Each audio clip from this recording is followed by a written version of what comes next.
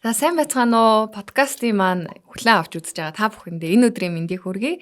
За өнөөдрийн маань зочноор Techstars олон улсын байгууллагын бүс нутаг хариуцсан захирал Бот Октябрь буюу Балиар өөдрөг номын зохиолч Око маань оролцож байна. За манай өнөөдрийн зочин хөтлөгчөөр Стартап Mongolia төрийн бас байгууллагын гүйцэтгэх захирал Бэлэг Батар буюу Били маань орж байна.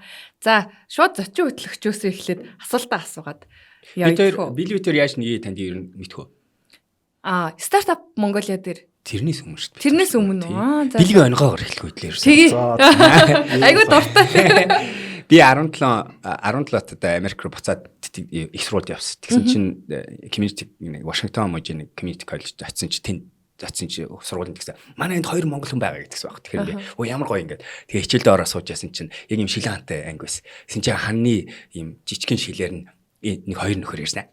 Тэгээ орлоод ингээд байдаг байхгүй. Би хичээлдээ суусан шүү дээ. Коллеж хичээлсэн чи били ихчтэйгаа тэр үед чижсэн. Тэгээ тийч 3 удаа байсан баг те. Тэр үед 3 монгол байсан те. 3 багч байсан. 4 нараагаар. Тэр үеэс тэгэл тэр үед манай били чинь надаас туранхай нарийнхан залуу байдаг байсан. Жижигхэн залуу. Одоо ингээд том болчиход байгаа. Тэгээ одоо ингээд жоохон яц те. Тэгж бид нар анх танилцж байсан. Тэгээ бид тэр их сургуульд тэмцээнээс зүг 2 өөр сургууль яваа. 2 оноо. 2 би яг оны 3 тийм олон жилийн өмнө анх танилцаад тэгээ бид хоёр буцаж ирээд хоёлаа Монголд их сургуулаа төгсөж ирчээ буцаж ирчээд хоёлаа гоё юм хийгээд нэг хийсэн зүйлний стартап Монгол гэдэг төрөм бас байгууллагыг хавцуулсан байна. Ер нь одоо энэ стартап экосистем гэдэг чинь Монголд 10 хэдэн жилийн өмнөөс эхлэлтэй тийм ингээд залуучуудын гарааны бизнес руу ингэж эхэлт юмаа гэдэг зааж өгсөн анхны коуч нар ер нь таад байна уу? Тэгж хэлэхдээ бас яг хэцүү яа тэгэхээр бидний эхний үеийн ер нь тэндээс нөгөө орчин үеийн үг хэллэгийг англи үг хэллэг нэр томьёог нь оруулж ирээд тэр стилийг нь оруулж ирж ярьсан хүмүүс бид нар баг. Тэгтээ бидний өмнө нөгөө Kitemsийн гээд нэгдүгээр үеийнхэн байсан байхгүй. Тэгээ тэнцээ чинь одоо бидний мэдэх одоо Grape City байна. Аюух ашигладаг том ERP системүүд. Тэгэхээр нэгдүгээр үе бол тэднэр юм байна. Бид нар яг үндэ 2 дугаар үе юм байсан юм байлээ. Одоо 4-5 баг тийм гэж үү.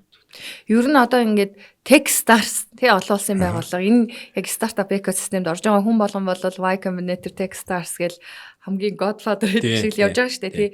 Тэгээ тэнд байгаа стартапуудын хөгжил за манай дээр байгаа стартапуудын хөгжил ялгаатай цаашдаа ер нь энэ чиглэл рүү явж байгаа шүү гэд нэг товчхон ярил тэр талаар манай эдэд бас сонирхолтой байж магадгүй. Били ч одоо бас намайг яаснаас хойш бас хэд хэдэн олон улсын юм цуг явцсан шүү дээ, Techstars-ийн стартапууд. Би хариулахаас өмнө би бас чиний перспектив ямар байна мэдмээр яа. Тэгэхээр чи Монгол стартапуудыг аягүй мэдж байгаа үнэ.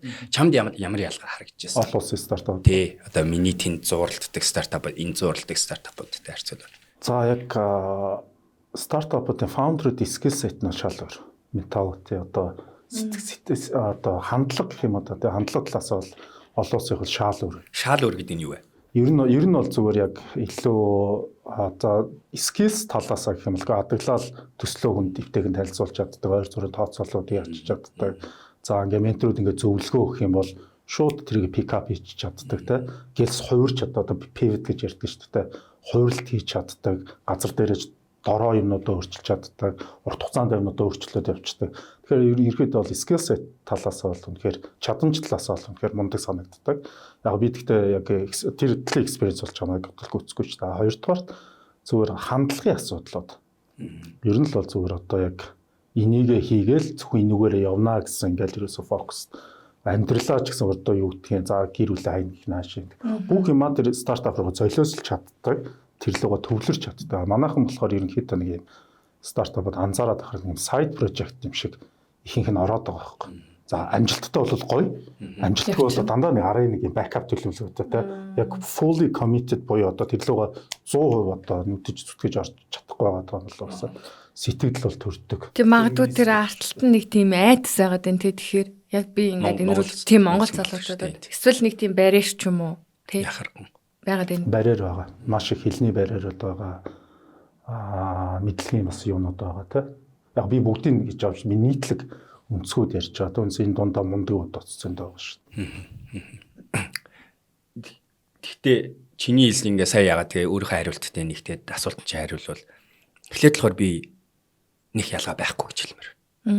бид нар тийм дэд бүтцийн дутагдаад байгаа чадахгүй байгаа юм юу ч байхгүй.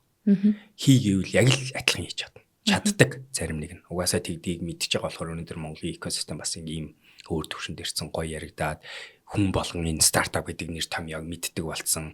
Тэрний юм нэг хүмүүс тэрийг ерөөсөө сөргөөр хардггүй зүйл болчиход байна шүү дээ. Энд чинь бас гоё те. Ерөнхийдөө ерөнхийдөө энэ хүний амьдралыг нэг гоё сонголт, залуу хүний гоё арга зам энэ төр гэдэг ингээд хүлээн зөвшөөрөгдсөн. Тэгэхээр уул нь бол манайх бүх юм байгаа. Мэдээч хэрэг энэ экосистем чинь одоо Сингапур, Тайланд, Америк гэх мэтийн Берлин, Лондон гэдэг ингээд экосистемтэй харьцуулбал дуршлаг нь арай бага байхгүй тий. За Монголд гэдлээ ингээ ярангууд нэг зүгээр энэнийг бас нэг тайлбарлах гаргана. Технологийн олон улсын технологийн компанид ажиллаж байгаа хамгийн дуршлагтай хүн гэвэл 10 жилд авсан хүн 5 л байж магадгүй байна.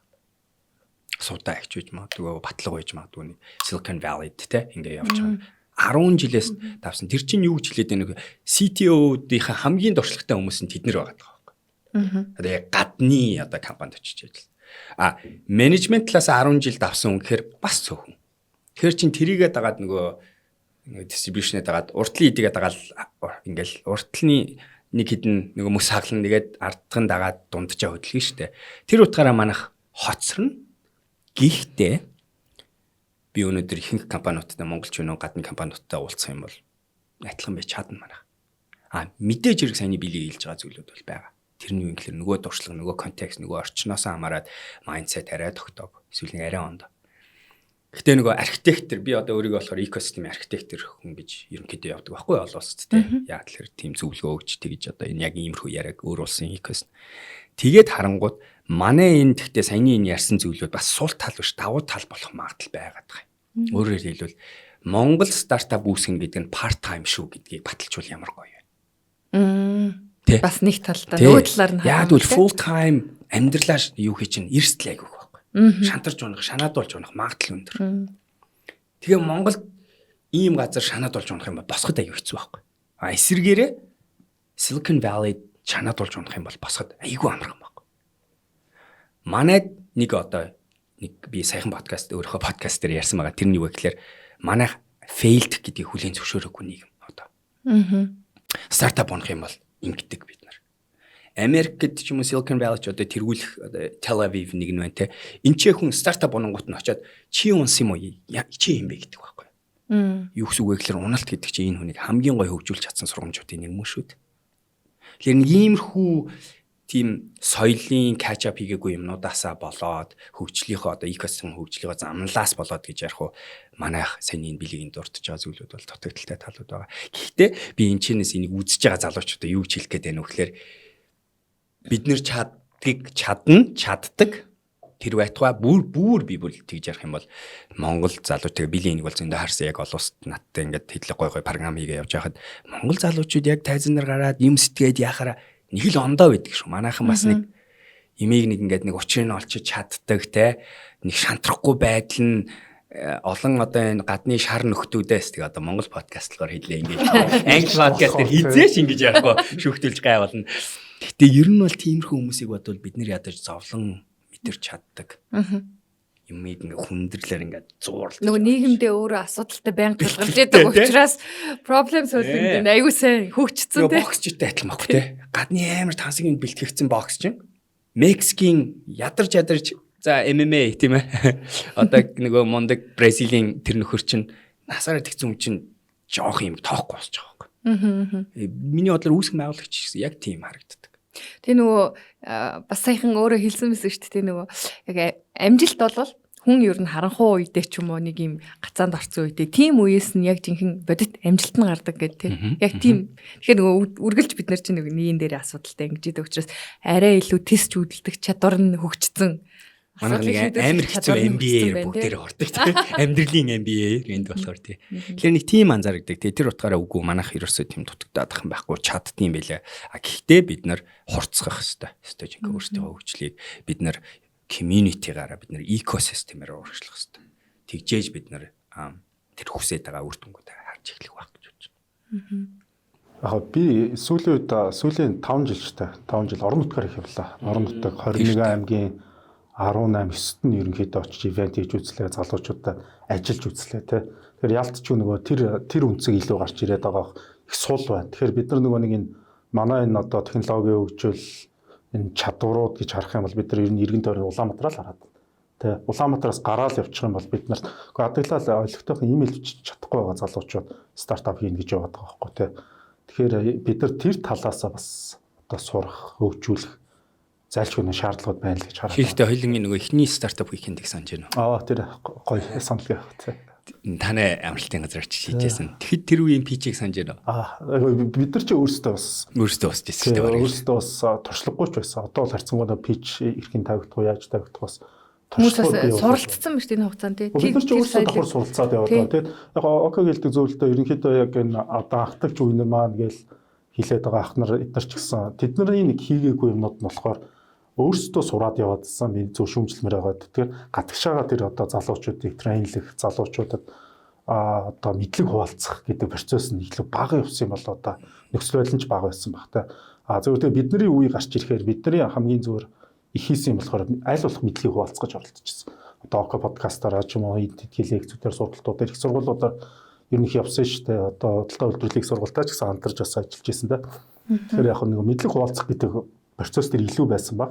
Гэхдээ энэ дунд чинь нөгөө нэг тэр яг стартапын нөгөө зовлон жаргал амьдрал те мэдлэгийг ингээд туулаад явцсан туршлага чинь бид нар баг шүү дээ. Яг хөө тэгээд хүн зааж явж хахтаа илүү сураад яваад байгаа. Тэгээ өөрөөсөө тэр хугацаанд илүү сурж явсан болохоос бид нар чи илүү тийм одоо юу гэмдэ гадныхыг бодвол харьцангуй туршлага багтаа те. Таад хөдөө орон нутгаар явж байхдаа таад хот руу нүг гэж хэлдэг үү? Тинчээ юм хийх гэж байгаа залуучуудыг.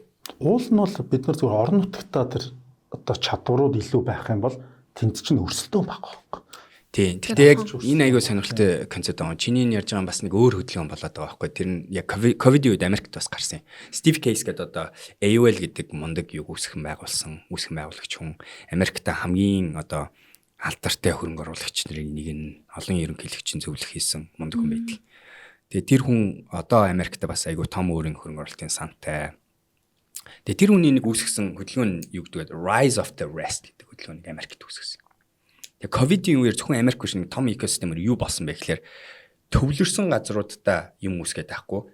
Яг саяны шиг бусад хотуудаар юм үүсгээ. Яг тэр ковидын үеэр юу болсон гэ залуу хүмүүс хотын төвөөс холдоод хөдөө орон нутг руу нүүцсэн шүү дээ. Монголд ийм жижиг харагдаад олон улс тэр чинь бүр айгүй томор явагдсан шүү дээ. Америкэн бүр өстө жижиг хотуудаар залуучууд нүг очсон шүү дээ. Байшингууд худалдаж аваад. Тэнгуут тэнцээ юу эрэхтэй болсон гэвэл яг энэ саяны хөдөлгөөн бий болсон. Яаж бид нэр Silicon Valley түүнийг тэр цахиуртын хөндийд бүгдийг авчрахгүйгээр яаж тийм хөгжлийг энчээ үүсгэж болох вэ гэдэг ийм хөдөлгөөн экосистем хөдөлгөөн гарна. Одоо Монгол энэ хийж байгаа гэсэн үг байхгүй тийм ээ. Тэгээд энэ тусдаа айгүй хэцүү юм байхгүй тийм. Би тэр нөгөө баццгийн нөгөө тийм баццгийн тэр одоо постуудаас нэг хардаг байхгүй юу. Тэр нэг чадвар бас мундаг чадварлаг шүү дээ. Тэр нэг чадварлаг бүсгүй одоо булганы нэг хамтаа гэдэг нэг багт очсон тийм. Тэгээд тэнд гарч байгаа өөрчлөлтүүд ямар мундаг одоо өөрчлөлтүүд хийж байна. Тэр ингээд надаас гарсан. Тэгэхээр би зөвхөн Улаанбаатараас баг ингээд задлаад орон нутг руу явах юм бол бид нар одоо би чам чаленжлах юм дээр чи. Бац цэцэг тэнцээ ганцаарддаг. Ганцаарддаг. Би зөвхөн супер ганцаарч байгаа. Эндийн болохоор нөгөө экосистемийн 5 хэмжүүрийн чинь нягтаршил гэдэг юм байгаа даа шүү дээ. Нягтаршил аюул чухал. Улаанбаатард юу вэ гэхээр нягтаршил байгаа даа. Хөдөө орон нутагт нягтаршил үүстэл амар хэцүү. Хугацаа шаарддаг. Тэгэхээр хоёр наваач тавьчих мотивацтай. Цав шүү дээ тэр орч тий. Юм болох гэж технологи үүсгэх гэж. Тэ. Яг гоо зөвөр эхэлж явах л хэрэгтэй болов гэж бодоод байгаа. Зөвөр тэр үр дүн 10 жилийн дараа 20 жилийн дараа гарч ич болно шүү дээ. Тэгэхээр одоо та яарын яг энэ хийж байгаа хөдөө орон нутгийн ажил аягүй тийм бүр цоошин юм баггүй те. Энэ нягтаршил багтай экосистемийг яаж бий болох вэ гэдэг чинь аягүй сонирхолтой асуудал. Тэгэл тийм угаасаа 20 девелопер аваачихгүй шүү дээ. Үүсэхгүй шүү дээ. Co-host гэдгээ мартцсан үү? Асуулт дээрээс зөвшөөрсөн. Би яг асуумаар байгаа даа. Яг чи ерөнхийдөө за миний мэдээр 50-ны одоо засгийн газартаа их ажиллаа. За одоо бадтай засгийн газруудтай нэг ажиллаа. Олон засгийн газруудтай ингээ ажиллаад яваад их сургуулиудтай сүүлд Санжаарл MIT-тэй очиж уулзсан ингээд тэнд ингээ өөрчлөлтүүд яваад байгаа тий. Тэр өөрчлөлтүүд хизээ Монголд авчрах гэж байна тий. Юу хийж чинь тэнд засгийн газар нэг ямархуу төвчний юм хийгээд тий. Тэр Монголд нэг орж ирэх л байлгүй тий. нэг талаасаа ороод ирсэн шүү дээ тийм ээ. Одоо энэ гоё газар байна гэдэг чинь тэр соёл ингээд нэвтэршиж орж ирээд энийг ойлгоод ийм төв байх хэрэгтэй байна. Ингэж хүмүүсийг цуглуулаа програм based community үүсгэж болох юм. Ингэж хийдүүлээ 5-10 том корпорацийнхаа хүсэл зорилготой нийцсэн инновацийн хөдөлгөөнийг хийж болдго юм гэдэг мэтийн юм чинь дээрүүд ерөөсөй байдгүй зүйлээс. Ямар корпорац өөрийнхөө хажууд coworking юм уу accelerator гэдэг юм нэ гэж ярьдаг байла 5 жилийн өмнө. M-Stars л одоо. Moffice 5 жилийн өмнө гэвэл Moffice л одоо айгуул. Өөр тийм баг. Тийм. Coworking гэр хэлж. Тэр хэлгээд байгаа санаа нь айгүй олон зүйл надтай надгүй орж ирээд байгаа айгүй гоё. Тэгтээ тэгэн гутаа одоо миний асуулт нь болохоор харин тэр бусдын оруулж ирч чадах мөртлөө надад байгаа онцлог нь тэднэрт байхгүй нь юу вэ гэж хайнгууд хайж эхэлж байгаа одоо би. Тэгэн гут одоо надад харагдаад байгаа нэг тийм онцгой юм биш хэрэгтэй байгаа. Би зүгээр л юм нэг одоо юу гэдгийг стандарт энэ байвал би нэг 30% л сайжруулах юм хийх хэрэгтэй байгаад. Тэгмээд бүх програмын түвшинд оржуул. Тийм идэвхжүүлэлтийн програмууд, hackathon, startup weekend-үүд, боловсруулах програмууд, хурцгуур, инкубатор, тэгээ ингээд нэг entrepreneurial journey үүсгэн байгуулагч хүний ингээд замналыг харах юм бол энэ чинь 0-оос ихснэ, ингэн тэгснэ, оноо тэгснэ, ингэснэ, тэгээ өсөлтийн шатанд орно гэмүүд stage-ээр нь харна. Миний мундаг юм чинь мэддэг одоо сүүлийн 10 жилийн Texas гэдэг TC юм чинь early stage гэдэг юм. Их үедээ явж байгаа тийм. Энийг би мэддэг байхгүй. Би эхэлж байгаа хүмүүс зөвлөгөө өгч чадна. Эхэлж байгаа хүмүүсийг хин нөхрөнгө оруулалт өгвөл амжилттай болж чадах уу гэдгийг таньж чадна. Одоо миний Эмиратад Абу Даби Эмиратийн төртөө ажиллаж байгаа төсөл нь болохоор энэ хэсэг дээр ажиллаж байгаа. 20 компани. Би дөнгөж сая нааша төгжрэнээс хоцорчлаа уучлаарай. Гэхдээ төгжрэнээс ингээ алхаж байхдаа би уцаар яриа явжсэн. Уцаар ярьж байхдаа би манай тэр програмыг хариуцж байгаа менежертэй уцаар ярьсан. Апдейтээ ярилцсан.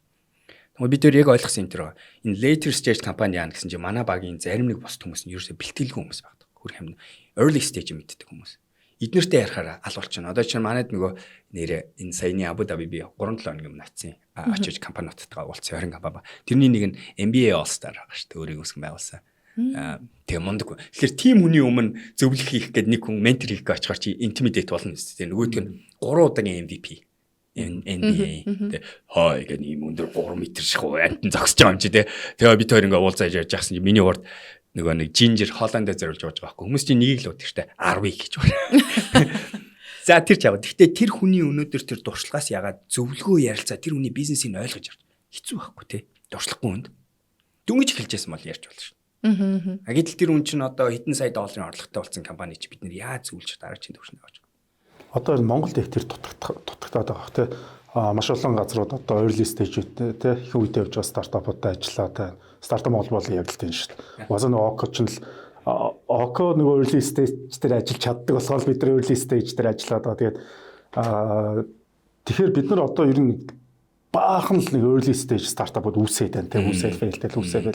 Нэг тэндээсээ нэг арай нэг тэр нэг юмнасаа гараад дараагийн түвшинд очиж байгаа гэхээр гадагдлаа зөвлөх хүн амар цог юм шүү дээ. За ингэчдгийн шүүгээд нэг галтгооны юм яриад ойр суугаад за одоо танах ингээрээ гээд зөвлөх нь амар цөөхөн байгаа. Тэгэхээр бид нар энэ дээр яг олон улсаас хүмүүс авчрах уу, улсын туршлагаа авчрах уу, одоо яаж дараагийн түвшинд хэтгэлээ гарах вэ? Одоо early stage буюу тэг эхлээд нэг төсөлтэй би ер нь өөрөө нэг төслийн санаатай төсөлч юм уу юу чи ямар ингээд нэг ус харчаад би ус хийж чадна, арай өөрөө хийж чадна гэд тэр хүмүүсийг хэлж байгаа. Одоо нөгөө манай подкаст чинь бүх төрлийн зөвхөн бидний одоо стартапууд сонсохгүй шүү дээ. Аюу олон. Танай хурцлуулд орж байгаа компаниудын stage early stage гэж болох уу? Ер нь pre-seed болно те. Тэднийг ярьж байгаа шүү. Тэр энийг тайлбарлаж хэллээ. За ингээ үүсгэн байгуулагч хүнийг ингээд би ингээд гараараа юм зураад байгаа шүү манайхаа. Ингээд график зураад байгаа шүү. X axis, Y axis те 0 тэгээ мөнгөнд үндээш явж байна. Энэ хугацаа гэж батж байгаа. Юунд үүсгэн байгуулагч яадаг юм гэхээр 0 төгрөгтэйгээр 0 санаа 0 төгрөгийн үнэтэй эхэлнэ. Хугацаа өнгөрөх тусам зөв явж байвал үнэлгээ нь өсөх ёстой. Тэгж жаад яг энэ үед нь бид нар яадаг юм гэхээр ээж аваасаа найз нөхдөсөө хэрэгтэй мөнгө аавна. Тэгснээр дараачийн төвшөнд нь орсноо танай дээр ирж магадгүй мөнгө авч магадгүй эсвэл дараачийн төвшөнд. Тэгээ яаж яах вэ гэхээр энэ хүний энэ өсөлтийн эхний шатыг л ярьж байна гэсэн үг те. Early stage эхний үеиндээ гэсэн үг. Тэгж жаад тэд нар pre-seed ч юм уу seed гэдэг аль биесний хөрөнгө оруулалт яа. Танаагаас авч магадгүй MCS авч магадгүй өөр одоо бусад Монголын одоо өөр GSP-гээс ч юм өөр хэм байна. Тэр сангуудаас мөн. Тэгэнгүүт тэр чинь нэг дараачийн шатанд очиж байгаа. Анхны шатны компани биш ээ. Энд чинь бас нэг өөр ингэсэн те. Би сая бас хэд хэдэн гоё стартапын офисаар орлоо. Ямар ч гоё юм. айгүй том мундаг офисууд бол. Тэд нар бол early stage биш шүү дээ. Бас нэг энэ ч нэрсэн. Борлуулалтын орлоготой болсон тий. Бас тэр бумаар яригдж байна, мундаг байна. Одоо ингэжсэн эдгээр яах вэ гэхээр өсөлтийн шат, scale, growth stage гэж ярьдаг. Энэ өвшөнд ороод ирэхээр энэ хүмүүс одоо чинь and global Series A гэдэг хөрөнгө оруулалтыг босгосон. Одоо Series B босгох гэж. Тэр хүртэл өмнө нь 3 хөрөнгө оруулалт авсан байна. 4 ч авсан байна. Тэгж яваад одоо 5 дахь 6 дахь хийх гэж. Тэгэхээр энийг нь хэлээд байгаа. Later stage, early stage. Тэ. Манай экосистем одоо эмчэнэ. Ихэнх үүсгэн байгуулагч нь эндээ байгаа. Тэгээд энд бид нэр нягтршил байна, зөвлөхүүд байна, нөөц баялаг байна, ийм програм, ийм төвүүд байна. Супер. Одоо би л хэлж байгаа энийг яаж хөгжүүлэх вэ гэж асууж байна. эндээ гацчихгүй л гэж айгаад байгаа. Ер нь бол зүгээр яг бид нар экосистемийн хувьд ингээд нэг юм early stage дээр гацаал цаашаа явдаг ч уу яадаг ч уу те. Тэгээд нэг анзаарагдаад байгаа зүйл нь хэрвээ бид нар экосистем биш community-гийн хувьд энэ шатан дээр удах юм бол нөгөө нэг хөрөнгө оруулагч нөгөө нэг corporate-ууд маань бууж өгч эхэлж байгаа. За болий тий. Ализм боо эхэлсэн. Бууж өгч эхэлсэн тий.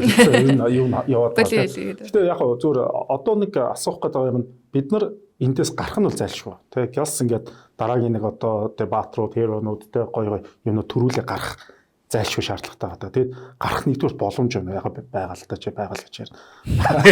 Чугасаа тэгтэй. Чугасаа байгаал гэж ярина тий.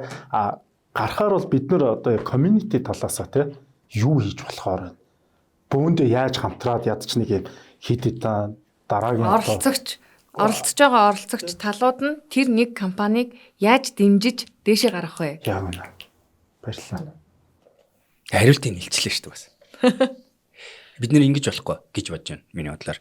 Бид нар одоо early stage гэхэр чинь бид нар яг нөгөө нэг тариа ингэж цацж байгаа тэнцэнс нэг нь ургаж магадгүй гэсэн баг магталтай юу бизнес баггүй юу? Хэрвээ стартапуудыг дэмжиж гэдэг чинь бүр нарийн ярих юм бол 10 хөрөнгө оруулалт болгоноос нэг нь л амжилтанд хүрч магадгүй гэдэг бодит статистик байгаа. Бүр нарийн ярих юм бол хөрөнгө оруулалтын сан за яг жоохон Америк экосистем рүү төгсөн статистик баг. Хөрөнгө оруулалтын сан early stage шүү. Анхан шатны стартапуудад хөрөнгө оруулдаг сан байгаад тэд нэр тэр хүнээс авсан мөнгөө үржүүлж өгөхийн тулд 90 стартапт хөрөнгө оруулах хэрэгтэй байдаг. Тэгэхээр төсөөлдөө Монголд одоо хамгийн их портфолиотой хөрөнгө оруулалтын сан хэдэн стартаптай вэ доороо? 20 хүрэх үү? 20 хүрч магадгүй ганц нэг. Хавртай. Танай портфолио одоо хэд вэ? Одоо 5 шүү дээ. Одоо 5. Тий. Тэгэхээр төсөөлдөө тийм ээ 5 байна. Та ирлүү хүрэх шүү. Гэхдээ яг 5 бид нар яг нэг хөтөлбөрөөрөө менти сургалтаараа явсан. Хөрөнгө оруулалт нь нэг. Нэг. Яг тэгэхээр айгу бид нэр одоо нөгөө бусад экосистемтэй харьцуулбал хаана байна гэдгийг нь харж. Тэгэхээр энэ эхний шатнд ийм айгу өндөр эрсдэлтэй зүйл байхгүй тийм. Тэгээ бид нар тийм болохоор тоо хөөх хэрэгтэй. Бид нар 100-г ярих хэрэгтэй. Яаж өдөө орнотгоос 20-ыг оруулж ирэх үү? Танахыг яаж 20 болгох үү тийм ээ? Гэх мэт ингээ ярих хэрэгтэй. Өсөлтийн шат руу ороод ингууд магтал чинь өндөр бол. Яг л баталсан нөхдүүд нь урагшлаа шүү дээ. Тэгээд ирэнгууд бид нарт 100 хэрэггүй, 90 хэрэггүй. Бид нар тэд хэрэгтэй гэж нэг л хэрэгтэй. Тэгээ нэг байгаа шүү. By the way. Одоо баг өсөлтийн шат руу орж байгаа Series A-с болсон нэг 5 байгаа бах тийм Монгол. Тийм. Бид нэр эднэр дээр л анхаарах хэрэгтэй байли. Тэгэхээр яг ингэж хилэнгууд хүмүүс яадаг вэ гэхээр үгүй эднэр ч угаасаа болж байгаа эднэр ингээл яач чиртэй дараажихаа бэлдээ гэдэг юм юу орж ирж байгаа та бодлоо мэдрэмж тэрийг ойлгож байна. Гэхдээ хэрвээ нөгөө асуултаа яг ухарч харангуйтай заавал би экосистемийг харуул яах юм гэвэл хэдүүлээ ганцхан компанийг л дахиад лендэ менеж төвшөнд аваачих хэрэгтэй байхгүй. Дараагийн компанийг Series A-ийн амжилттай босгуулж өгөөд Series B рүү л оруулж өгөх. Хэрвээ бид нар тэгэл явал эднэрийн нэг нь яах вэ? Цаашаага C рүү орно, D рүү орно, IPO хийн. Гадаадад Монголд биш. Тэгэл яваад. Тэгэд бас нэг яг сайн ярьсан чинь санаанд орж байгаа зүйл юу вэ гэсэн. Биднэрт ингээд амжилтын бас түүхүүд бэ штэ тий. Одоо ингээд сонсож байхад нэг биш одоо 5 байна гэ тий. Тэгээ энэ амжилтынхаа түүхүүдийг бас айгуу сайн ингэж гаргаж өгч байгаа хэрэгтэй юм шиг санагдлаа л да. Одоо манай стартапын хөгжил юу гэдэг энэ компани чинь стартап байсан шүү. Ихэнх үедээ ингэж яваад одоо ингэж явж байгаа үе шатууд нь юм байгаа гэдгээ бас ярьж явж явах хэрэгтэй болов уу гэж бодлоо штэ. Тэгээ ер нь хүмүүс бас яг ямар хүн стартап хийгээд идэв, ямар үедээ стартап байгаад идэв, энэ цаашаа аль түвшинд очихороо стартапаасаа гардыг ингээд ер нь ерөнхийдөө Монголд байгаа хүмүүс нэг сайн ялгаж мэдэхгүй учраас тэрийг бас ингэж ялгаж тайлбарлаж ойлгуулж авах хэрэгтэй болов уу гэж бодлоо. Storytelling гэдэг зүйлийг бүр зогсохгүй хийх Тийм. хэрэгтэй. Тотын үргийг гүйцэтгэх хэрэгтэй байдаг. Ер нь бол хоёул стартап Монголыг дээр ерөөс хийдэг юм тэр л өсөж битээр. Бүр яг 30 өдөр дараалж 30 хүнтэй уулзаал тэгэл хүн болгонтэй өдөр хийжлэх юм яриа л явна. Тэр төвжирлээрээ байгаа байсан юм. Төвжил хамаагүй байгаа байсан тийм. Бас нэг анзаардаг юм яг хүмүүс ингээд нэг стартап гэж ярихаар ялч нэг эхэлж байгаа бизнес болгон стартап гэж хараад байгаа байхгүй тий. Тэгээ тэр чинь үгүй ихэнх нь бол жижигтэн үйлдвэрлэлүүд байгаад байгаа тий. Тэгэхээр бид нар яг нөгөө нэг юм хадгалаад энэ стартап гэдэг ойлголтуудыг яг эхэлж байгаа хүн болгоныг ойлгочтой байгаасаа гэл. Тэгээ орон нутгаар бол одоо хийж байгаа ажлууд ер нь баг хийх юм шүү дээ. Тэгээд ерөн зөвөрийн залуучуудын гарааны бизнесийг дэмжих хөтөлбөр ч юм уу энэ одоо Monex гэдэг одоо инновацийг дэмжих хөтөлбөрүүд бол үндсэн зорилго нь бол тэр 10 сая төгрөгийн грант, 20 сая төгрөгийн грант өгөх гэдэг ажлууд бол биш юм. Үндсэн зорилго нь болохоор яг энэ одоо соёлыг түгэж болох гэх тийм гарааны бизнес инновацийн соёл гэдэг юмыг бид нар тийм эн чинь бас юм боломж байгаа шүү. Адилаа цаана мөнгө байгаа шүү гэдгийг одоо явуулж байгаа. За тэгээд мэдээж тэнд чинь хүн авчрах, хүн уриалж авчрах, хүн лекц сонсуулахын тулд нэг одоо нэг инсентив бойж урамшуулт өгöd байгаа. Тэр 10 сая төгрөгийн грант واخхой. Тэгэхээр хүмүүс одоо манай яг энэ шийдвэр гаргач нар ч гэсэн нэг буруу ойлгоод байгаа юм. 10 саяар хүмүүсний бизнес эхлэнэ гэж бодоод эсвэл нэг оролцогч нарын 10 саяараа нэг бизнес эхлэнэ гэж цаашаа явчихна гэж бас бодоод байгаа. Харамсалтай нь бол тийм биш. Өч одоо өөрийнх нь нэг цалин авдаг ажиллаас. Би нэг ингээд бүр буцаад нэг юм асуухад одоо яг нэг early stage гэл ихэнх үе дээр нь ажилладаг гэсэн шүү дээ. Ер нь та яг тэрийг тэгж боддгоо үгүй юу бас сайн мэдэхгүй байна. Монгол хүн болгонд нэг юм цаталт нь нэг юм ингээд өнөөдөр ажиллаа хийж байгаа ч гэсэн цаана нэг idea байж идэг. Би энийг хэзээ нэг туршаад үзчихсэн. Эсвэл би нэг өөрөө гараад хувь бизнесээ хийгээд үзчихсэн гэж боддог төрөл бодлоод ингээл төрөөд явж идэг байх гэж би боддتي. Тэгэд яг тэгж бодож жагаад магадгүй тэр одоо айгүй олон төрөх хэрэгтэй гэж штэ тий старта ялангуяа early stage дээр тэгжэж магадлал өсгөн нь штэ тий. Тэгэхээр тэр эхлэхгүй чадахгүй магадгүй надад потенциал байлаа гэхэд эхэлж чадахгүй байгаа тэр хүмүүст юу гэж зөвлөдөг вэ? Тэр хүмүүсийг юу яаж эхлүүлэх вэ? За дөрөвний хэлдэг шиг нөгөө part timer эхэлж бас болох нь тий. Тэр бол бас боломж байх нь штэ. Заавал full timer эхлэхгүй байж болно. Тэр нь бас өөрөө challenge юм байна. Тий. Absolutely. Идлээ дахиад нэг юм санах хэрэгтэй юм шиг байна. Бид нөгөө би та ингээд би нөгөө дандаа ингээд орж ирэх тал Монгол руугаа байдгүй шүү дээ. Тэгээд нөгөө ирэх тоолондоо ингээд хөндлөнгөөс харах боломж надад гарч ирдэг те. Та адилхан нөгөө таван дотор байгаа юм болохоор энэ анзаарахгүй юмнууд байгаад тах шиг байна. Тэр нь юу юм гэхээр энэ байна. Shark Tank хэдэн оронд байдаг вэ гэдэг асуултыг асуух. Энэ нэвтрүүлэг би энэ нэвтрүүлгийг ярьдаг те хүмүүс энэ нэвтрүүлгийг яагаад яриад байгаа юм гэж яг энэ нэвтрүүлэг чи өөр айгүй том нийгмийн сигнал واخгүй юу? Яагаад тийм олон үзэгч нар улс даяараа үзээд байна. Нас нь ингэж хамаагүй. Боловсрал нь хамаагүй. Хаана амьдрдаг нь хамаагүй. Мөнгөтэй мөнггүй нь хамаагүй. Тэд нэр яагаад тэрэнд дурлаад үзээд байгаа? Яг voice шигэ босод одоо энэ алдартай нэвтрүүлгүүд шигэ. Яагаад гэвэл энэ нийгэм чинь тэрийг эерэг юмтай холбоцсон байгаа даа. Энэ нийгэм чинь өөрөө эн чинь миний нэг замнал юм бэ штэ гэдэг. Энэ чинь өөр амар хэцүү олон нийгэмд. Ерөөсөө байдгүй зүйл. Нэг жоогоо хэдэн хүмүүс нь л яриад идэх өөр юм. Сөүлд очиж адилхан тий.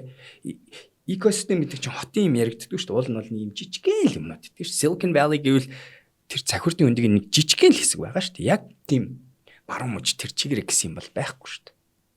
Тэгэхээр илгээд байгаа санаа нь манайд яг тэр банкнд ажиллаж байгаа нэгтлэн ярва хийж байгаа тэр хүмүүс маань тэр бодлоо ихэнд нь бодож байгаа яг үнэ. Тэгээ яа тэр амьдралын бодит хэрэгцээ нь орлого олох хоёр дахь их сурвал хэрэгтэй байхгүй. Тэгвэл амьд гарахад хэцүү шүү дээ. Инфляц өндөр байна, цалин мөнгө юунд ч хүрхгүй байна.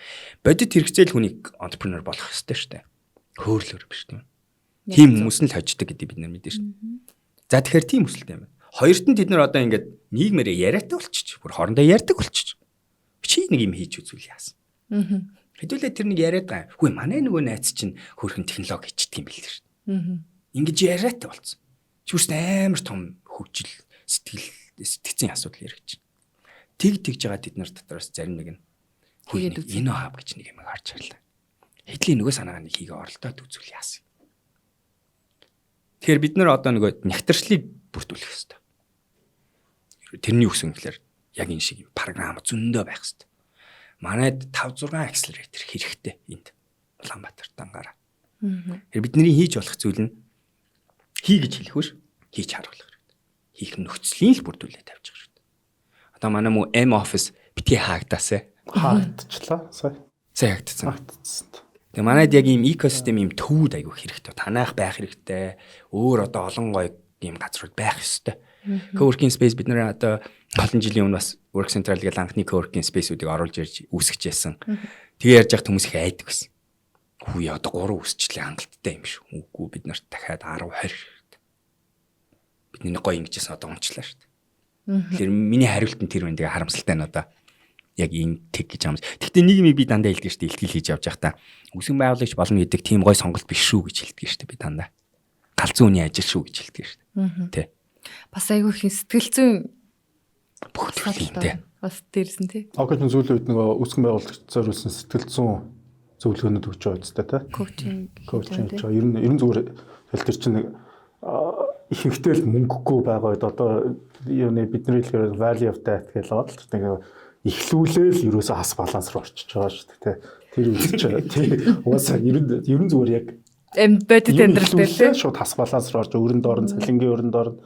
Тэгээ тэр үед чинь нөгөө сэтгэл зүй чинь хамгийн чухал байгаа. Яалтчгүй ингээл тэгэл тэр чинь эхний үед бол мэдээж нөгөө хөөрөл мотивацаараа явж байна. Тэгээ сүүл рүүгээ ирээд газ тэндээсээ гарч чадахгүй бол тэр чинь өөрөө хямралд орно тий. Тэгээ тэн дээр зөвлөө өгч байна. Чи ер нь хэр олон миний сарилтай асуулт бодлоо. Тэрний үгс нь Монголд хідэн гэр бүлийг стартап гэдэг юм салгасан бол гэдэг асуулт гарч.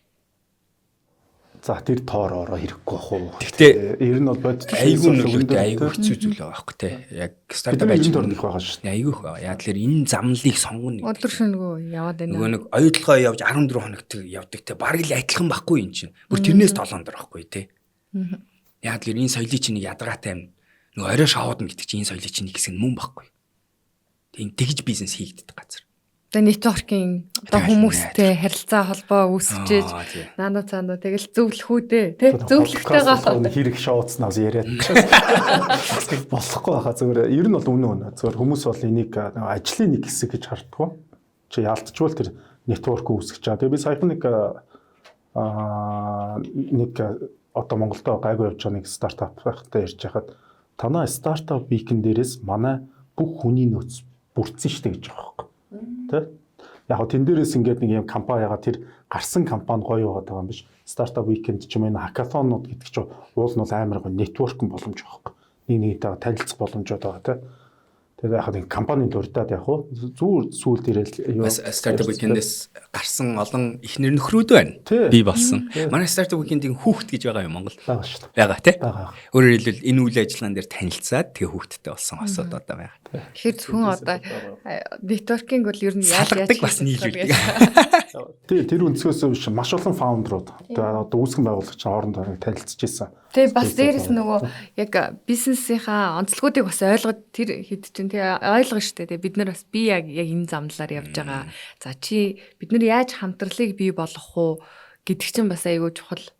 Тэгвэл тий адаглал өөрийнхөө санааг маш олон хүмүүсээс үнгүүгээр те болж байгаа confirmation болохгүй байгаа дээр шүүмжил авчин те тэр чинь л өөр гоё боломж шүү дээ. Уул нь бол. Тэгээд яг энэ чинь нэг мотивац гарч ирж байгаа шиг байна л да. Нэг тэгсэн штэ сонсогчтой нэг гоё урам үгүй гэсэн штэ те. Энэ урам үгэлтнэр магадгүй энэ чинь гарч иж байгаа санаа энэ байна. Хүмүүс энэ юм хийж үзэхээр насан турш юм хийх гээд байгаа юм шиг хандах гад байдаг. Тэгээ эрсдлээс айгаад байдаг. Үнэн л дээ зөв л дээ тэрийг бодох хэрэгтэй. Гэхдээ нэг марчиж болохгүй юм чи яг саяны яриаг аваад үзэх юм бол компани ингээд оролдож зөв мэдлэгтэй хүн нь яах ёстой вэ гэхээр ихлүүлээд маш богино хугацаанд бүтгүүгээ шийдээд тэгээд нэг бол болоод нэг бол урагшлах ёстой байдаг. Хөгжиж үе экосистем яах гэдэг юм гэхээр чи орсон л бол дуусах гэдэг сэтгэх хүрээтэй арч идэх. Тэгээ бас нэг уламжлалт соёл бас орж бууж өгöd тахтай яадаг. Ингээд унаадахтай яадаг юм тэр. Ингээ хаяадахтай яадаг. Хаях гэдэг үг юм тэр монголч аяг тийм. Амар юм шиг ярьдаг. Гэтэл шилдэг экосистемд бид нар яадаг гэж төрүүлж хайсан хүнийг бид нар баг мялаадаг байхгүй. Тэр хүн дээр дахиад дараагийн юм эхэлнэ гэсэн үг. Тэр дээрээ суралцаад. Тэр ихний тэр юм дээр сайн юм чи бий болоод байгаа. Суралцах боломж билий ярьж байгаа. Тэгээ энэ entrepreneurship гэдэг юм заадаг юм нь өөрөө ардаа шүү дээ. Айгүй гоё хүний харилцаа, бодох, сэтгэх арга барил, системийн бодлого, асуудал таних чадвар, асуудлыг ухаад зөв одоо их сурвалжийн мэдэх чадвар, тэрэн дээр бүтээлчээр сэтгээд олон янзын хүмүүстэй ингэж зууралдаж, хэрэлдэж ажиллаж байгаа тэрэн дээр шийдэл гаргаж үзэх. Тэгснээ тэр хоосон санаагаа хүнд сарах тий. Тэргээ мөнгө болох. Энийний ард айгүй хүний чадвар мэдлэг хөгжүүлдэг тийм зүйл байхгүй. Тэгэхээр та бүхэндээ богино хугацаанд хийгээд үз. Цаг алдчихж байгаа юм шиг мэдрэмж гарч магадгүй. Гэхдээ хэрвээ цаг дээр эхлэх төгсөх хугацаанд толгоонд багийнхандаа ярьж чадсан юм бол үгүй сурах боломж гэж байна. Би бол баг за одоо жоохон гэрсэн мэлчи. Энэ дээр ээж аавда битгий уурлаарэ. Би сургууль ажилуулдаг хүн шүү бас. Юу ихлээр баг нэрэ насанд хүрсэн хүмүүс одоо энэ ахлах ангиас дээш хүмүүс их сургуульд явснаас л дээр гэж хэлмээр. Ийм ээж үзэн. Тэгээд бас нэг гоё point гарч ирж байна тий. Уламжлалт сэтгэлгээгээрээ битээ хандараа гэж энэ тий. Унж болноо. Алдаа хийж болноо. Тэрнээсээ ерөөсөө ичих айх айдсгүй байх хэрэгтэй. Манай яг уламжлалт сэтгэлгээ жоохон тэрэн дээр ингээд дараад байна тий. Яг саяных дээр бол тим гэж хэлэхээр нөгөө одоо том хүч удахгүй коллеж явах гэдэг. Тэмүүж сонсож байгаа бол энэ ок ахыхаа авкайх баталдаараа тий. Зүгээр физиктэй төсөөлдө хэрвээ тэмүүжийн тэгвэл яах вэ? Таны хүү? Би нэг санаа гарчлаа. Энэ дээр би нэг 3 залуучууд тэгээ 3 залуучийн зүйрсэн чинь амар гоо технологийн залуу байгаад амар юм хөөрхөн залуучууд цуглуулчаад тэгээ бидний санаа энэ үнгээ чам төлөвлөгөөг танилцуулаад би энийг нэг 2 жил хийж үзүүр. Тэгээ би их сургуультай яваа. Хэрвээ фейлт юм бол их сургуультай яваа тий. Би шууд тэгнэ. Шууд аваа гэдэг. Тийм байхгүй юу? Шууд аваа. Тэр чинь өөрөө бас нэг амар том. Одоо би бол зүгээр яг тэндээс хамгийн гоё сурах юм нь болохоор адекват хүнийг ойлгох чадвар. Хүн ойлгоо сурчин, хүнтэй харилцаа сурчин. Тэгээ юу сурахаа мэдчихнэ. Ер нь зүгээр яг бодит амьдрал дээр юу чухал байдаг, юу чухал биш байдгаа мэдчих واخхой. Одоо би зүгээр ингээл амьдрал дээр гарч байгаа их сургуулиудынхаа нэг curriculum-ыг санаад ямар хичээл дээр үжсэн ихийг санддаг шүү. Яг зүгээр одоо их сургууль муулах ажил руу сургуулаас нэг бичлэг үзээд ихлүүлчлээ шүү. Диплом бол яахгүй. Гэхдээ зүгээр яг одоо битэрч их нэг сургууль шүү дээ. Тэгээд яг ингээ харахад бол яг бодит амьдрал дээр одоо тий нэг ярдгэл түүхтэй. Тий яаж исэн юм гэх юм бол бүгдээрээ хэрэг болсон гэх юм бол мэдээж хэрэг болсон зүйлүүд зөндөө байгаа. Гэхдээ би бараг 50%, 60% хасчмаар байгаа. Тий. Сүүлүүд яг тиймэрхүү програмууд явж байгаа. Өнөөдөр танай Play Academy тэр жишээлбэл тэрнээс гарсан хүүхдүүд ямар гоё байна. Одоо манай Батагийн хүүхд орсон тий ямар гоё програм болж байгаа, яаж байгаа вэ тий. Тэгэд 10 жил ч гэсэн мөн ялгаагүй шүү дээ. Бид нар чинь нэг 17 8 хичээл үзэл нэг семестр ч шүү дээ. Тэр чинь нэгдүгээр дутггүй зүйл баг.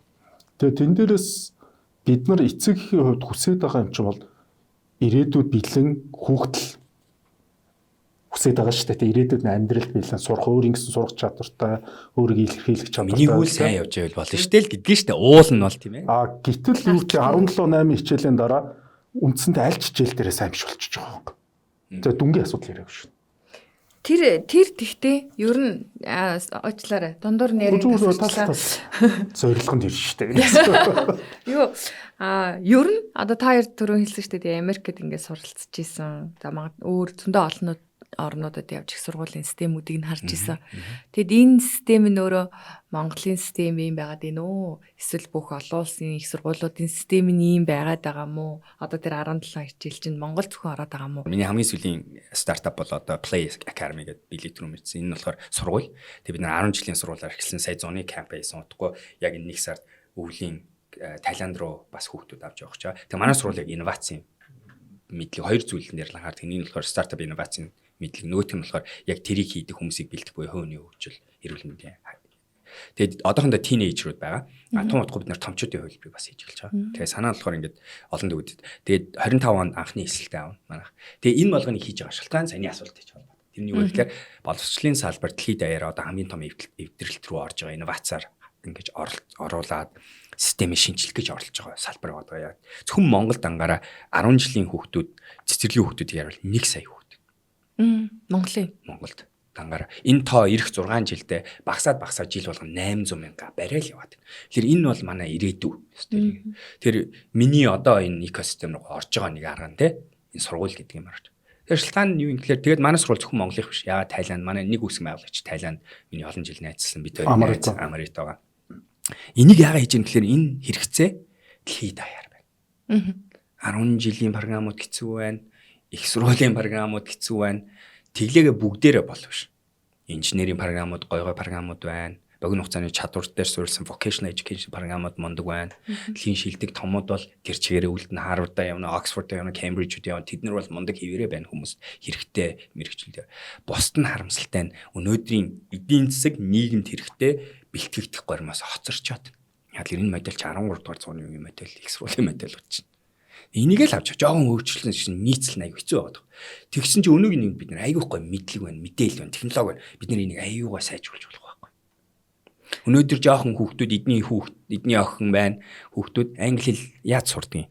YouTube, Roblox. Нэг 2 3 4 л юм байна. Дундаж гар утасны хэрэглээг нь харах юм бол 7 хоногт 15-аас 30 цаг байна. Тинейжерт Монгол хүүхдүүд. Хамгийн дээд хоёр нь тэд нар байна. TikTok, YouTube, Roblox. Тэр энэ биднэрт юу харуулад байна вэ гэхээр хүүхдүүд мэдээлэл хаанаас авмаар байгаа. Хүүхдүүд хаанаас багшгүйгээр эдний охины англи хэлийг хэрвээ мэдгүй хүн яриад сонсох юм бол Америкт сурсан юм уу гэмээр ярьдаг болсон. Би тийм зөндөө жоох хүүхдүүдийг одоо уулзч байна. Ямар ч багшаас сайхан заачаад байна. Энэ бидэнд юу хэлээд байна вэ гэхээр боловсролыг хүргэх механизм чинь ондоо болцоод байна. Инновац боловсролын салбарт хийгдэх хэрэгтэй болчоод байна. Ер нь тийм байна тийм. Өөрсдөө ингээд мэдлгүй тэр хүүхдүүд аль хэдийн өөрөөрөө дамжуулаад авчаад ирт тэр мэдлэгийг тийм. Тэ нэг онцгой юм хэлчихье заяа. Сургуулиуд нь энийг бас ойлгоод байна уу? Хэрглэж эхлээд байна. Хин эсэргүүцээ зогсоогоод байгаа гэж эцэг ихүүд. Би яг тэрэн дээр шүмжлэлт ханддаг. Нөгөө нэг эцэгчүүд ингээл яриад сургуультаа нэрэл миний хүсдэг юм болохоор хүүхдүүд баг даалгавар өгч гэж байгаа. Одоо ерөөсөө хүүхдүүдийг тэрцмэн хувийн сургуульд явдаг хүүхдүүд ярих юм бол өглөө 8 цагт 8:30 цагт сургуультай очино, 2 цагт тарна. Тэгээд давтлага гээд 4 цаг болно. Гэртээ ирээд 2-оос 3 цаг хичээл хийж байгаа. Би үндсэндээ ингээ бүтэн цаг ажилтдаг хүн тийм үү. Гэхдээ би хизээч нэг өдөрт 3-аас 4 цаг ажил хийдэг байхгүй. Ихэнх тохиолдолд. Миний 3 цаг л ажил. Үндсэн тэгээ кофе уугаад суугаад хүнтэй юм ирж байгаа. Билээ цалин өгдөг хүмүүс одоо ингээд дан. Гэтэ үнэн ажил олгочихж байгаа болохоор бас шууд хэлэхэд заахаа нөө бус партнеруудтай ингээд партнеруудтай хэлэхэд 3 цаг л ажиллаж байгаа байхгүй. Яг үнэхээр ихэнх офис хүмүүс тийм бүтээмж тийм бид нар. Яг ингээд өглөө 9-оос оройд 6 хүртэл ингээд бүтэн ажиллаа зөвхөн кофе уугаад яадаг нь ховор зарим үе тийм байгаа ихэнх үе тийм. Гэтэл манай хүүхдүүдийг харалтаа өглөө 9-оос орой 6 хүртэл бол ер нь бүтэн цагийн ажилтнаас илүү ажиллаж байгаа байхгүй. Сурах хэрэгцээ, даалгавар гэдэг чөөгч өсч ирж байна. Тэгээ дээрээс нь дарамттай. Тэгээ хэрвээ бид нар ажил дээр тэгж тест нь тэгж өдөр болгон бэлддэг байсан бол яана. Монголд хамгийн дарамттай үе чи одоо 8 сарын 30-31 чинь. Хэрвээ одоо та эдэртэй ажил дээр чинь маа энэ 20 номыг энэ 3 сард уншиж дуусгаа. Тэгээ энэний бүх юмыг нь мэдээд тест өгөх ёстой шүү гэвэл яана. Нэг бодлын тэгж хийлээ Монголоо ном уншдаг болох юм болов. Над руу айгүй болов ном уншиж сурмаар байна гэж ирдэг те. Сургуульд ор гэдэг юм эсвэл те бараг л. Манай нэг харилцагч олон улсын харилцагч маань ингээд Монголын экосистем ер нь ингээд манайхаас мэдээлэл аваад өөр газраас мэдээлэл аваад ингээд анализ хийж үзсэн гинэ Монголын талаар. Тэгээд манай энэ хаб ч өөрөө анх гаргаж ирэхдээ мэдээллийн технологийн IT-ийн салбарын стартапуудаас илүүтэйгээр одоо life science бусад биотехнологи хөтэ аж ахуй байдیں۔ Тэн дээр гарч ирж байгаа инновац одоо шийдлүүдийг нь стартапууд гаргаж ирээд тэрийг нь одоо ямар боломжоор бид нэр дэмжиж болохоор байна. Тэр бүхнийг нь одоо цогцлон бүрдүүлээд туслаа гэж бодож гарч ирсэн энэ хаа баггүй яг. Тэгсэн чинь яг амьдрал дээр гэдэг шиг яг манай одоо Монголын экосистем дээр ер нь дийлэнх нь IT-гийнхан байна. Одоо технологийн байна. Тий. Тэгсэн чинь тэрийг манай тэр харилцагч юу гэж тайлбарласан бэ гэхээр та нарт ерөөсөө одоо тэр нөгөө талынхаа салбарын яагаад илүү хөгжихгүй энэ дээр ингээд технологийн яагаад илүү хөгжөөд гэсэн чинь та нарт байгаа нь компьютер байна гинэ. Байгаа чинь компьютер учраас тэр хүмүүст байгаа нь компьютер учраас тэд нэр ингээд тэрэн дээрээ юм хөгжүүлээд байна. Танай дээр өндөр технологийн лаборатори, өндөр технологийн туршилт судалгаа хийх юм тэр environment одоо нөхцөл нь бүрдээгүй учраас тэр одоо стартапууд чинь бий болохгүй байна гэж ярьж ирсэн. Ер нь тэрэн шиг ингээд одоо нөгөө олон улсад ч юм ингээд кейсүүд жоохон яриул. Би одоо сүүлийн 24 онд би 4 олон улсын их сургуультай хамтарч ажилласан. Энэ болохоор юуны Ирландын Belfast-ийн Queen's University их сургуультай хатны их сургуулийн хамтарч ажилласан. Яг өчигдөр шөнө би Монголд байхаар би шөндөө Америк олон улсын ажиллаа хийдэг ядаргаатай. Гэхдээ өчигдөр шөнө би Эмригийн их сургуулийн шинэ төслийг би хариуцаж байгаа өөрөө. Тэгээд тэдний тэгээ ийм их сургуулиудтай хамтарч ажиллана гэж юу гэсэн вэ? ОК юу гэдгийг. ОК тэд нартай ярина. Тэд нар яадаг вэ гэхээр бид нар их сургууль дотроосоо ихэвчлэн бадвэ энэ тэгээ шинэ тренд шүү одоо олон улсын тренд. Deep tech commercialization тийм ээ. MIT-ийг болохоор hard tech гэж нэрлэдэг. Үг нь deep, hard, хэцүү технологи гэж нэрлэдэг байгаа. Тэгээ үнэн баг. Эдгээр юу юм life science. Тэ? Эдгээр юу юм deep tech, эдгээр юу юм одоо research based зүйлүүд. Стажинг нэг лаборатори суурьтай бодит scientific тийм ээ. Судлаан дээр суурилсан санаанууд гэсэн. Тэгээ энэ их сургуулиуд яах гэдэг юм гэхээр яг л Монголд байгаа хүрээлэнч байна уу, мөсч байна уу, шүтээсч байна уу, тэнцэн баахан мундаг ухаантай PhD докторууд байгаад байдаг. Нэг нь магистртаа хүртэл бакалавртаа хүртэл зарим нэг нь гоё юм нээсэн хүмүүс байна. Тийм ээ энэ уснаас ахгуулаад өнөөдөр гэх мэт юм дараа ч юм болсон. Гэхдээ эдгээр яадаг юм бид нар мэдж байгаа энэ хүмүүс яаж чаддаггүй юм гэхээр commercialize гэж нэрлэдэг буюу зах зээл рүү энийг ингээд бараа болгож гаргах дээр бүгдээрээ гацдаг. Тэгээ энэ асуудал одоо дэлхийд дээр асуудал болсон. Тэгээ хэдэн мянган IP байгаад байгаа шүү дээ. Жижиг улсад л ер нь бол. Тэгээд тэрнийхээ нэг 5-ыг нь л хэдүүлээ компани болгочихвол эдгээр чинь өсөх чадвар нь бол мундаг байхгүй. Яг л бусад санаануудыг бодвол scientific methodology буюу шинжлэх ухааны арга барилаар бий болгож байгаа арга барил. Тэр чинь айгүй үнэнч, айгүй эгогүй, айгүй баталгаатай юм яригдчих байгаа байхгүй. Тийм ээ. Тэрийг гэхдээ санхүү мөнгө зардал ошгийн хувьд амжилттай бизнес болгоно гэдэг чинь одоо энэ хүмүүсийн хэцүү даалгавар нь болж байна. Тэгээд тэрэн дээрээ би очиж тусалдаг. Тэгэхээр би Queen's дээр очингуудаа 60 ширхэг scientific компаниудыг хараад тэднийг нь хооронд нь юм хийж өгөөд тэнцэнс шилдэгүүдийг гаргаж аваад тэнцэнс нэгийг нь аваад олоосны. Тэрний нэг жишээ. Caitlin гэх бүсгүй байна. Инженерийн сургуулийн магистрийн бүсгүй байна. Ирсэн. PhD. Тэгсэн чи юу юм бэ гэсэн чи хүний нүдэн дээр апресс хийхэд ер нь ихэвчлэн ялангуяа энэ бүрхүүлийн төвшөнд зарим апресс чи ингээд зүү орж тариа тарих хэрэгтэй юм байна шүү дээ. Нарийнхаа зүү нилээ орж ингээд тарьд юм байна. Тэгээ тэр тариаг хүмүүс гараараа хийдэг. Тэгтээ төсөөлтөө тийм хүний нүд рүү эмч хүн тийм урт зүг ингэж хийн гэдэг чинь хүн чичирдэг, хөдөлдөг асуудал гарах магадлал айгүй өндөр. Гэсэн чинь одоо технологи орж ирж байгаа юм байна. Тэгтээ технологи нь юу юм гэсэн чинь зүгээр чигээрэл урагшаа ордог зүг байт юм байна. Айгүй сонирхолтой айгүй инээдтэй асуудал ирж байгаа. Тэгсэн чинь Caitlin юу үсгэсэн бэ гэсэн чинь spherical movement буюу бөөрөнгийн хөдөлгөөнтэй роботын гарыг л үсгэсэн байхгүй. 4 жил ажилласан. Супер. Эмнэлгүүдэд очиод танилцуулаад нүдний эмнэлэгт харуулгууд бүгдээр юу энийг ч авах юмсэл гэж байгаа юм. Гар нь ерөөсөн ийм жижиг $10,000 бусад еврого холбочиж болдог, робот руу холбож болдог юм ярьж байгаа. Энэ хүн яадгүй гэхээр их сургуулийнхаа төвшөнд очихороо тэгэл гоё тэргээ яриад тэргээ хөгжүүлээл тэгэл суугаад. Наадтай уулзахаар сандарч. Би юм хийсэн гэсэн тэгээд энийг ингээд гэдэг англи те. Яг л Монгол профессортай уулзвал яг адилхан шүү дээ. Ийм асуудал одоо. Тэгээ миний хийдэг юм Caitlin зааж өгнө. За Caitlin. Ингэж ярихгүй гэл эхлэндээ одоо манай билег хийдэг юм яг адилхан шүү дээ. Хайд хийдэг юм адилхан шүү дээ те. Санаагаа ингэж танилцуулвал яаж вэ? Би чиний ярьслыг ойлгосонгүй чи төвдөө давуу тал нь юу ингээл нөгөө энгийн өнөөдөр санаагаа боловсруулахаас ахгуулаад бусдад танилцуулах хөнгүйсэн тэгэл нөгөө пакэжинг хийх тэгэл PMF гэл нөгөө бидний 23 замнал байна одоо тэр замналаар ингэж явах хэрэгтэй байна. Тэгэхээр миний хийж байгаа зүйл нь тэр байгаа. Их сургуулиудад очиж яаж тэрийг нь явуулдаг багийг бүрдүүл. Тэгэхээр одоо Emory дээр өчигдөр миний кол дээр 9 орж ирсэн тэдний багаас тэр хүмүүс нь яадаг юм тэгэхээр Emory-гийн Hatchery гэдэг бизнесийн сургууль, инновацийн төв хоёрын нэгдсэн тим инкубаторыг нээж өгч байгаа юм би цуг голтно. Тэгээ тэр хоёр багаас 9 орж ир тэр 9 үнийг би одоо ирэх 4 сарын 30 хүртэл бэлтгэх юм. Яаж та эдийн програм явуулах вэ? Яаж хүнээ сонгох вэ? Яаж ярилцах вэ? Тэгэхээр ийм хийдэг одоо их сургуулиудтай. Тэгээд энэ чинь анзаарч байгаа deep tech гэдэг бол хэвээр айгүй том тийм тренд болчоод байна. Улс болон хүсэж байна. Одоо блокчейн AI-с илүү яг мөнгөтэй тийм юм хөдөлгөөн одоо тийм байна. Deep tech. Deep tech. Тэгэхээр тийм хийдэг. Тэгээд ерөнхийдөө нэг тийм анзаарагдаад их сургууль энтертэй ажиллаж байгаа хийж байгаа юмнууд. Би яг асуултнаас чи зөрчсөн үү? Болж гэнэ үү? Хариулж чадж гэнэ үү? Болж байна л. Хариулж чадж байгаа шүү. За. Хариулж тусалж байгаа. За ингээд манай подкастын ерөнхийдөө хугацаа маань ингээд дуусч байна. Тэгээд хамгийн сүүл биелийн маань асуух асуултууд байгаа юу? Бас нэг энэ агаагаар ийм зүйлийг хилүүлчмээр байсан юм да гэсэн юм байгаа юу? Ер нь зүгээр яг олон улсад маш олон програмд хэрэгжүүлж байна тийм аа. Тэгээд за энэ теста hopefully нэг төрийн нэг шийдвэр гарч нөхөр сонсч байсаа тий. Сонсохгүйсэн ч одоо яах вэ тий.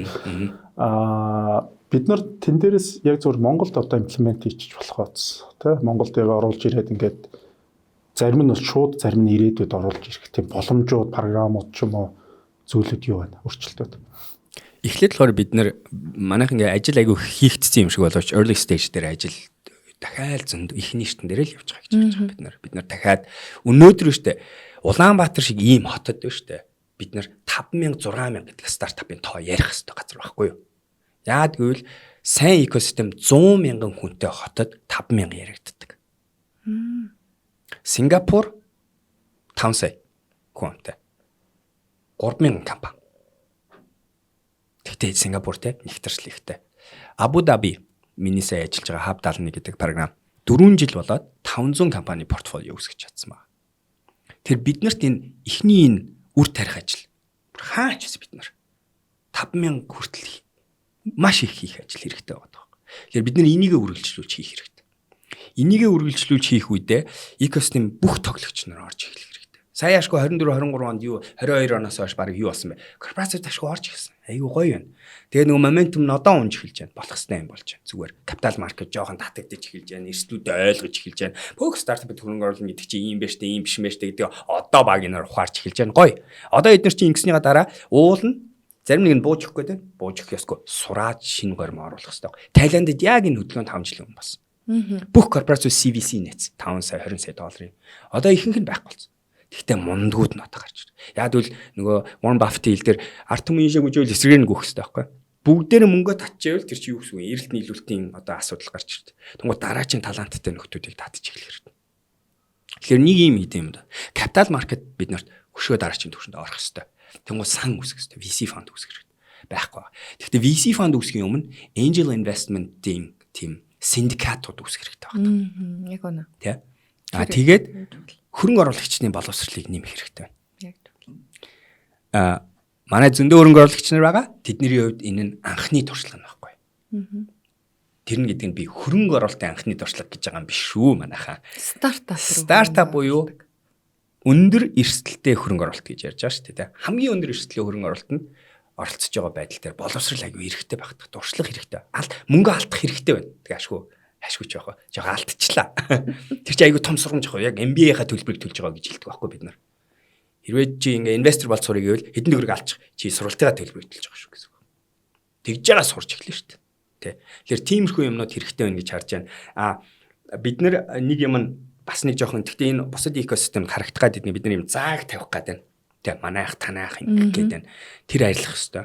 Тэр тэгтээ оролцогч байх. Тийм бүгдээрээ оролцож байгаа хэрэгтэй. Бүгдээрээ нэг дэмжих хэрэгтэй. Бүгдээрээ бидний одоо энэ үйл ажиллагаа явуулж байгаа нөхдүүдийн тухай бодох хэрэгтэй биш. Үүсгэн байгуулагчийн тухай л бодох хэрэгтэй. Тэгэхээр одоо би энийг одоо ингэ ашиглаа нэг ингэ стартап байна гэвэл танаа харснаа бид нар эднэрт яаж туслах уу гэж харснаа дараачийн бид нар эднэр тэг энийг л хэдүүлэн амжилттай дараачийн ийм гоё series B болгочвол энэгээр дамжаад танаач стартапууд өснө, манай стартапууд өснө. Нэг ийм нэг бас нэг заагийн. Гэхдээ энэ соёлын шилжилтийн болох хэвээр юм явагдчихлаа л да. Ямар ч сая co-host-оор оролцуулсан баярлалаа. Тэгээд Окот яг ингэж юугаар official гэж яриг удацсан байна. Unofficial бас өдрөлгөж байгаа ярьж байгаа. Баярлалаа. Тэгээд энэ шинжлэлийн дугаар юм байна. Шинжлэлийн дугаар тэгэхээр нөгөө шинэ жил болгоноор бид нар чинь нөгөө нэг resolutions боёо шинэ жилийнхэн төлөвлөгөөнүүдийг стартап одоо гаргана. Тэрэн дээр би чиний нэг зөвлөлтөг те юугаа хэмжүүртэй одоо юугаа хийгээрэй гэсэн нэг богинохон зөвлөгөөгөр тэгээд залуучууд та юу өсөд тэгээд энэ подкаст өндөрлөж. Окей. Коучинг хийхэд ингээд коучинг хийж явах хүнд ингээд тусалгаад ажиллаж байхад бид нар нэг хідэн зүйлийг заавал хийх хэрэгтэй байдаг. Тэгээ яагаад вэ гэхээр ер нь хүнд хэрэгтэй юм байна гэдэг нь ойлгоцсон. Хүний тархитлогоо яадаг юм гэхээр бид нар ингээд та яадаг сонирхолтой статистик гэлээ. Та хоёрын өнөөдрийн бодох бодлын 90% өчигдөр батсан бодлоод байдаг гэж боддоо. Маргааш ижи 90% нь өнөөдөр ботсон бодлооч байдаг. Хүн тэгдэг байхгүй. Ингээл хуучнаас эргэж бодоод, ирээдүгөө бодоод, тэрийг болгоомжлоод, энийг яагаад хүний тарих дээр хамгийн сүүлд гарсан Филдман гэдэг докторын гаргасан судалгаа юу гэж хэлсэн бэ гэхээр бид нар ингээл хүний тарих ийм ийдэг мондог гэж бодоод яг үндэ хүний тарих юу гэдэг гэсэн зүгээр л нөөц баялаг удирддаг систем байна л гэж байгаа байхгүй. Яаж би хамгийн бага энерги энийг ашиглаа амьд гараад урагшилж авах л гэдгийг л боддог машин гэж байгаа. За тэгвэл энэ машиныг ашиглаа бид нар өдөр тутмын амьдралдаа шинэ жил дээр яах ёстой юм гэхээр энэ машиндаа бид нар хаашаа явах чиглэлийг өгөх хэрэгтэй байдаг. Энийг л хүмүүс зориг гэж нэрлээд, мөрөөдөл гэж нэрлээ, vision гэж нэрлээд байгаа. Энэ юу гэсэн үгсээ та энерги ингэж тарах юм бол энерги чинь ингэж тарж байна. Хүч байхгүй болоод. Хэрвээ та энерги ингэж чадах юм бол нягтаршил, хүч тийм ээ. Ингээд хаашаа үүсгэж байна. Фокус гэдэг юм чигаш. Тэр утгаараа коучинг дээр бидний заавал хийх ёстой юм хаач гадаг гэдгийг асуудаг. Юу хүсэж байгаа? Яах гэдэг? Юуны төлөө гэдэг юм.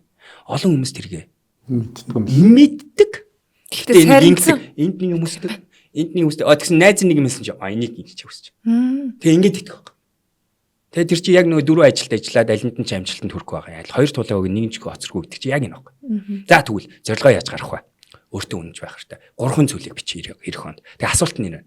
2025 оны шинэ жилээр яг манай дараагийн подкастыг үзэж явах та эргэж ингээ 25 оноо энэ асуулт гарч ир бодож яснаа.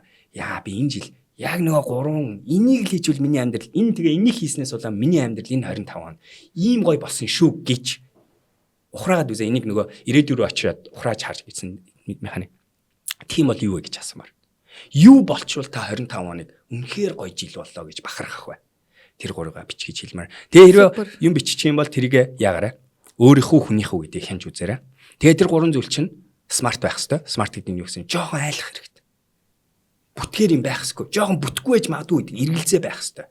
Зүрх чинь даралт чинь нэг жохон өсөх хэрэгтэй тэрийг бодонгод. Гоё excitement. Юу энэ болчихвол ямар гоё гэх хэвээр. Гэтэ нөгөө талдаа яа би чадах болов гих байх хэвээр бас яг адил. Химжүүртэй байх хэвээр. Би жил болгон 7 хоног болгон нэг ном гэдэг химжүүр байдаг. Би 190 дасгал хийх хэмжүүр байдаг.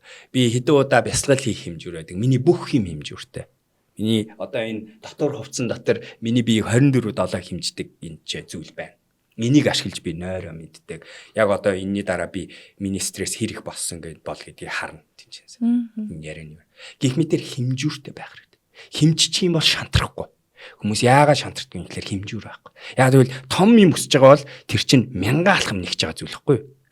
Тэг чин өөрийгөө 520 дээр явж байгаа гэдгийг мэдгүй хүн яана гэж 1000 дээр л хүрээгүй бол би мяарж яа л гэж боддог байхгүй.